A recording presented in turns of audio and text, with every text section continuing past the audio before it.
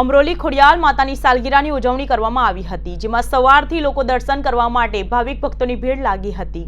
ખોડિયાલ માતાની સાલગીરા નિમિત્તે મહાઆરતી અને હવન અને મહાપ્રસાદનું આયોજન કરવામાં આવ્યું હતું। સુરતના અમરોલી આવાસ H4 માં ખોડિયાલ માતાના મંદિર આવેલું છે, જેમાં આજરોજ ખોડિયાલ માતાની સાલગીરા નિમિત્તે સવારથી લોકો દર્શન કરવા માટે ભાવિક ભક્તોની ભીડ લાગી હતી। આજે ખોડિયાલ માતાની સાલગીરા નિમિત્તે મહાઆરતી હવન અને મહાપ્રસાદનું આયોજન કરવામાં આવ્યું હતું અને સાથે શોભાયાત્રા કાઢવામાં આવી હતી। શોભાયાત્રામાં અમરોલી અનેક વિસ્તારોમાં ફરીને મંદિરે પહોંચી હતી। અનેક ભાવિક ભક્તો શોભાયાત્રામાં જોડાયા હતા। રાત્રિ દરમિયાન ડાયરાનું પણ આયોજન કરવામાં આવ્યું હતું।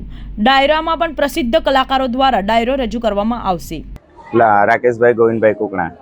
રાકેશભાઈ, કઈ જગ્યા પર માતાજીનું મંદિર આવેલું છે ને 2 દિવસના શું કાર્યક્રમો?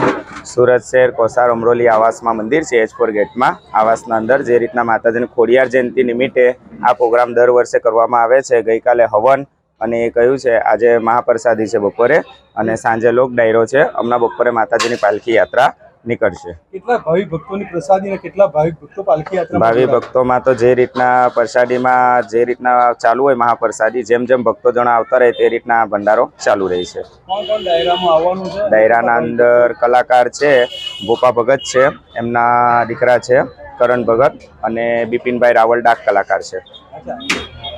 કેટલા ભાવિક ભક્તો જોડાય છે પાલખી યાત્રામાં કે આની તૈયારીમાં કેટલા સ્વયંસેવકો લાગી છે? સ્વયંસેવકોમાં તો કોઈ નક્કી નહીં, જેને જે રીતના લાભ મળે છે એ રીતના બધા લાભ કરે છે, જેને જે રીતના ફળ મળે છે એ રીતના માતાજીની બધા સેવા પૂજા કરે છે।